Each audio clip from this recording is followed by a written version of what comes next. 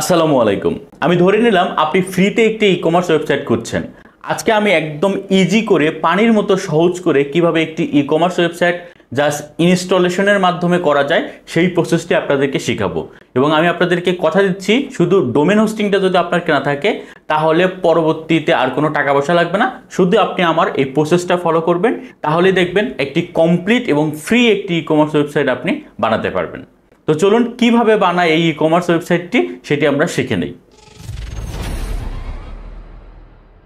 So বন্ধুরা, এই কাজটা করতে গেলে অবশ্যই আপনাকে প্রথমে শুরুতে হোস্টিং এবং ডোমেন কিনে নিতে হবে এবং এটি কানেকশন করাতে হবে। সো এখন আমি যে কাজটা করব, সরাসরি আমার যে হোস্টিং কোম্পানি রয়েছে সেইটাতে লগ ইন করে নেব। আমি সবসময় হোস্টেঞ্জারকে সাপোর্ট করি এবং ক্লায়েন্টদেরকে রিকমেন্ডেশন করি।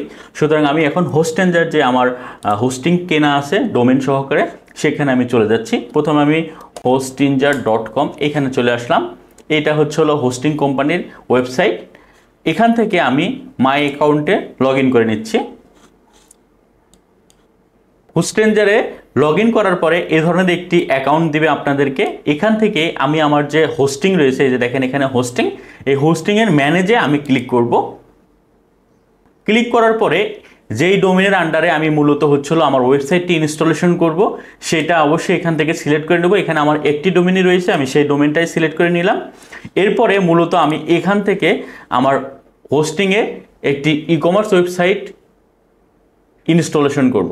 বন্ধুরা, আমি মূলত ওয়ার্ডপ্রেস ইনস্টলেশন করে সেখানে একটি ই-কমার্স ওয়েবসাইট ইনস্টলেশন করব এবং সেই বিষয়টি আপনাদের সাথে তুলে ধরবো কিভাবে আপনারা ওয়ার্ডপ্রেসের মাধ্যমে ই-কমার্স ওয়েবসাইট ইনস্টলেশন করতে পারেন। তো চলুন আমরা দেখে নেই। সো এখানে প্রথমে দেখেন একটা লেখা আছে, আমার প্রথমে লেখা আছে পেজ স্পিড ইনসাইট। এটা আমাদের কাজ নাই। ফাইল ম্যানেজার, যেখানে মূলত ফাইল থাকে। ডাটাবেস মূলত আমরা যেখানে ডাটাবেস তৈরি করব। আর ওয়ার্ডপ্রেস ওভারভিউ, আমরা মূলত ওয়ার্ডপ্রেস ফার্স্ট ইনস্টলেশন করব। সো এখানে ক্লিক করলাম। সো বন্ধুরা, ইনস্টল ওয়ার্ডপ্রেসে ক্লিক করলে এই ধরনের একটি পপ আপ আসবে। এই পপ আপে আপনারা প্রথমে দেখতে পারবেন ওয়েবসাইট ক্রেডেনশিয়ালস একটি অপশন রয়েছে, ফর্ম আছে। এই ফর্মটা সুন্দর করে ফিল আপ করতে হবে। প্রথমে আছে ওয়েবসাইটের টাইটেল দিতে হবে একটা, এটা মূলত ট্যাগলাইন বা স্লোগান।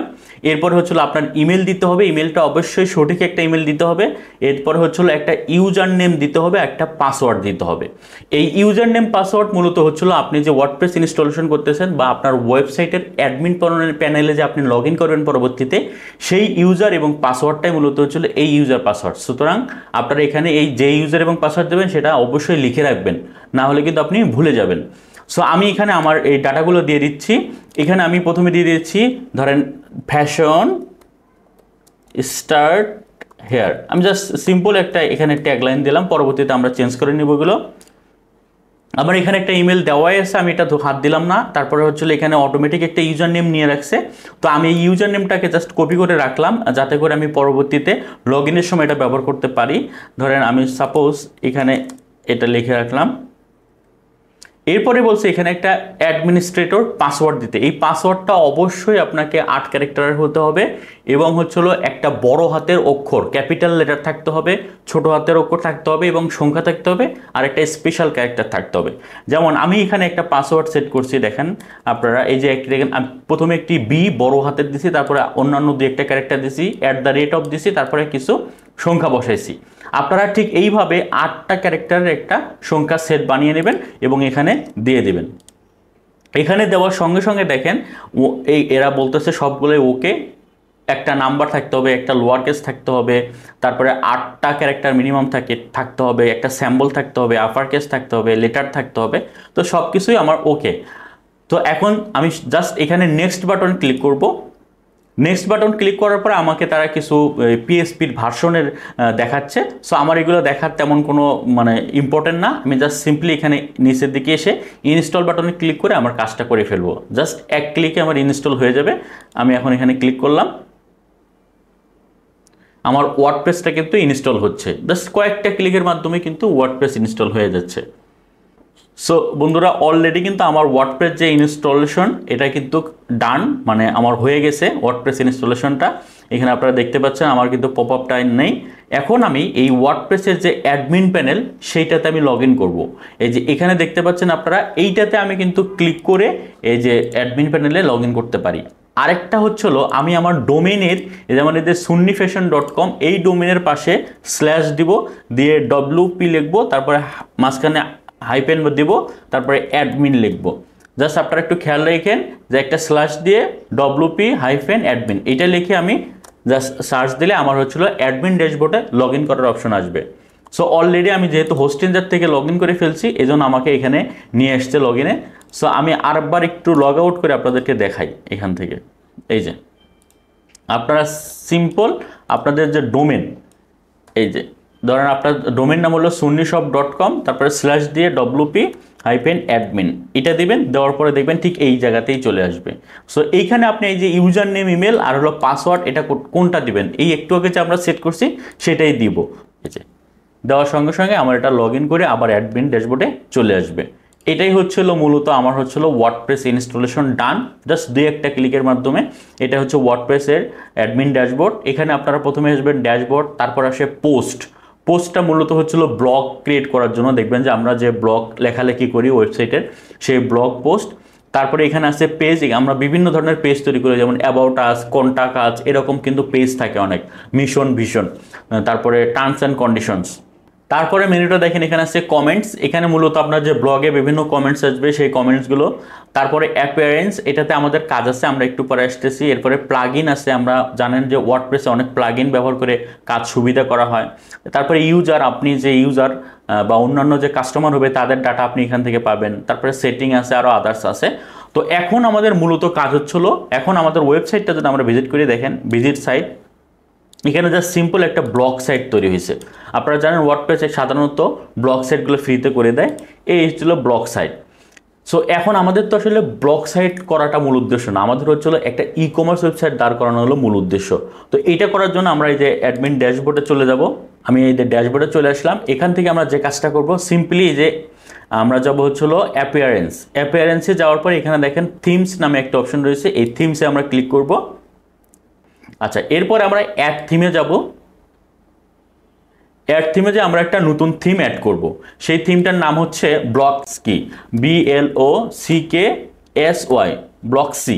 এই ব্লকসি যে থিমটা আছে এইটা, এই যে দেখতে পাচ্ছেন, এইটা আমরা ইনস্টল করে নেব।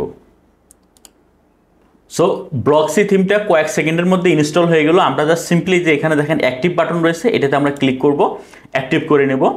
সো এটা যখনই অ্যাক্টিভ হয়ে যাবে এটা তখন অটোমেটিক ইনঅ্যাক্টিভ হয়ে যাবে, মানে ওয়ার্ডপ্রেসের যে ডিফল্ট থিমটা ছিল।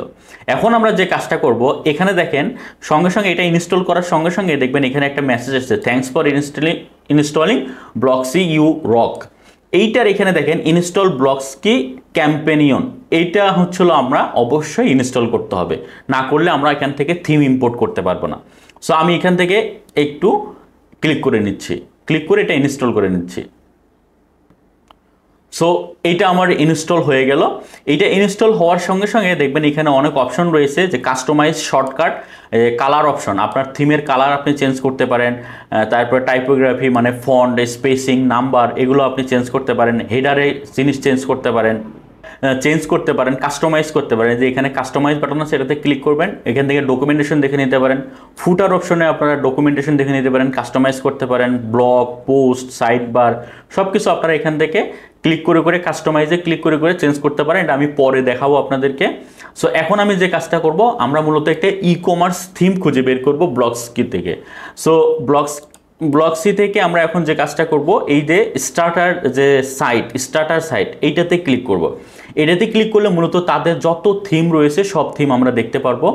সো আমাদের এখানে দেখেন প্রথমে যে থিম এখানে দেওয়া আছে, এই থিমটাতে দেখেন এখানে লেখা আছে প্রো, এই যে প্রো, এই প্রো লেখাটাতে অবশ্যই আমরা নিতে পারবো না, নিতে গেলে আমাদের টাকা দিয়ে কিনে নিতে হবে।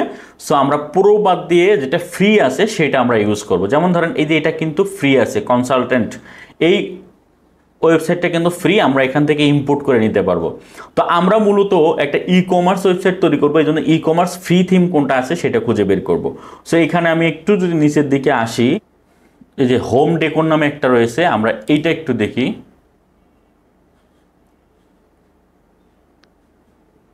এই যে দেখতে পাচ্ছেন এখানে একটা খুব সুন্দর স্লাইডার দেওয়া আছে, এই যে এইটা।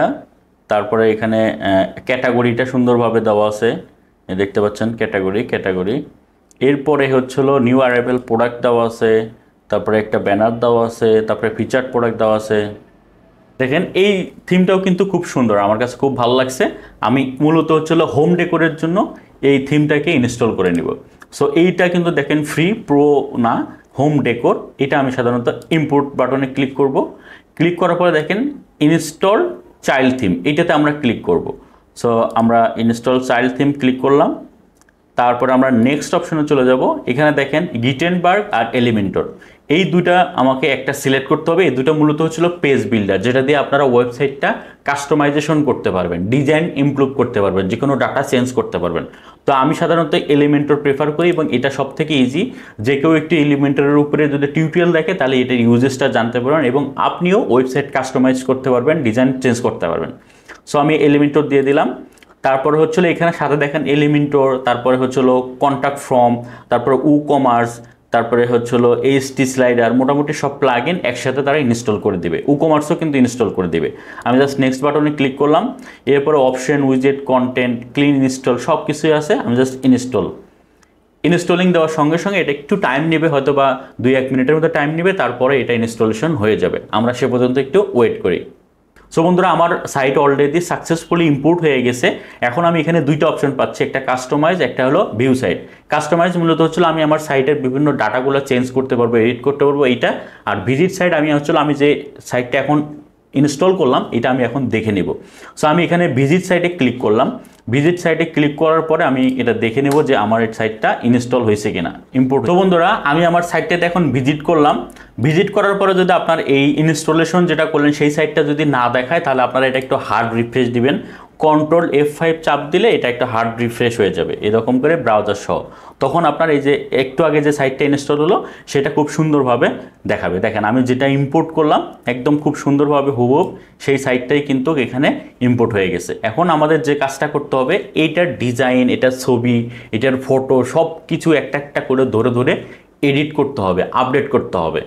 তারপরে গিয়ে আমাদের একটা সুন্দর সাইট দাঁড়াবে। এখন এখানে যে সাইটটা আছে সব কিছুই কিন্তু ওকে, কিন্তু তারপরও আপনার এখানে অনেক কাজ রয়েছে। যেমন আপনি তো আর এই ছবিগুলো রাখবেন না, আপনি আপনার প্রোডাক্ট আপলোড দেবেন, আপনি আপনার মতো করে সাজাবেন। সেই ক্ষেত্রে আপনার যে কাজটা করতে হবে, এটাকে এডিট করতে হবে, কাস্টমাইজেশন করতে হবে।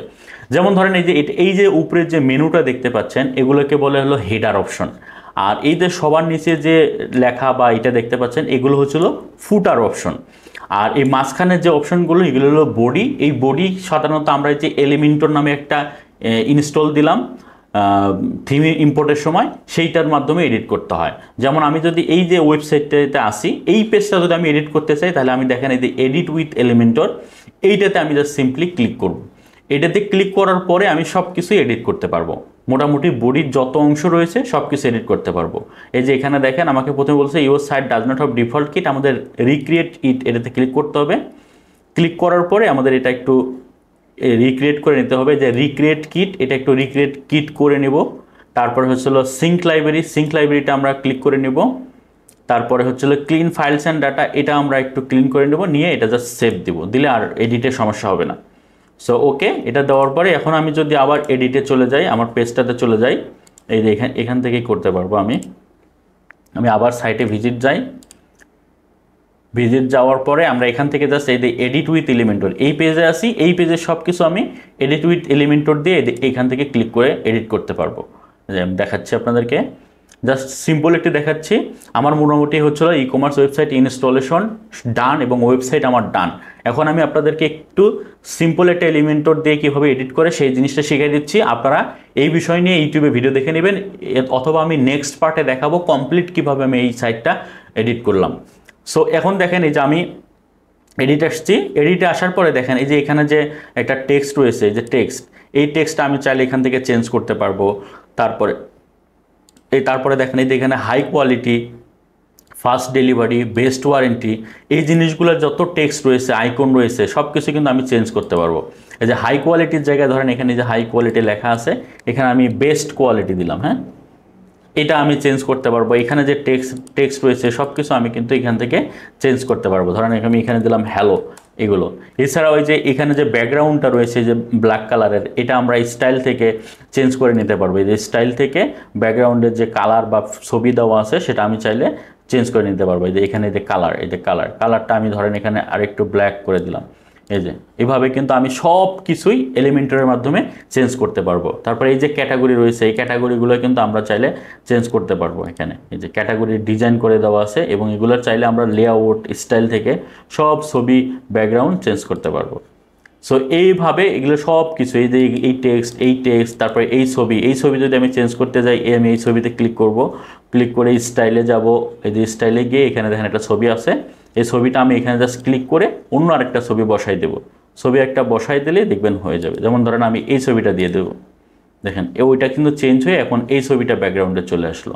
সো আপনারা এইভাবে সব কিছুই চাইলে এলিমেন্টর দিয়ে চেঞ্জ করতে পারেন। করার পরে আপনি পাবলিশ বাটনে ক্লিক করবেন। পাবলিশ বাটনে ক্লিক করলে সব আপডেট হয়ে যাবে। এবং আমি যদি এখন এটা দেখতে চাই আমার সাইটটা যেটা আমি আপডেট করলাম, তাহলে এখান থেকে আমি একটু ক্লিক করে দেখি। দেখেন এইখানে কিন্তু আমি একটু আগে চেঞ্জ করছি বেস্ট কোয়ালিটি, এটা কিন্তু আসছে, এটা ব্ল্যাক হয়ে গেছে, আগে ছিল অ্যাশ কালার।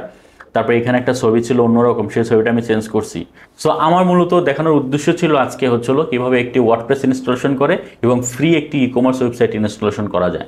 সো আমি আমারটা করে দেখে দিয়েছি। এর পরবর্তী পার্টে আমি দেখাবো কীভাবে আপনারা কাস্টমাইজেশন করে পুরো কমপ্লিটলি এটা চেঞ্জ করবেন। সো বন্ধুরা, আজকের ভিডিওটা এমনি অনেক বড় হয়ে গেছে, আশা করি আপনারা বুঝতে পারছেন। আর এটা এক ভিডিওতে দেওয়া সম্ভব না। এরকম একটা ওয়েবসাইট তৈরি করতে গেলে মোটামুটি 2-3 দিন লেগে যায় ফুল কাস্টমাইজেশন করতে, এবং অনেক সেটিং থাকে যেগুলো করতে হয়। সো দেখা হবে অন্য একটি ভিডিওতে। সে পর্যন্ত সবাই সুস্থ থাকুন, ভালো থাকুন। আসসালামু আলাইকুম রহমতুল্লাহি ওয়া বারাকাতুহু।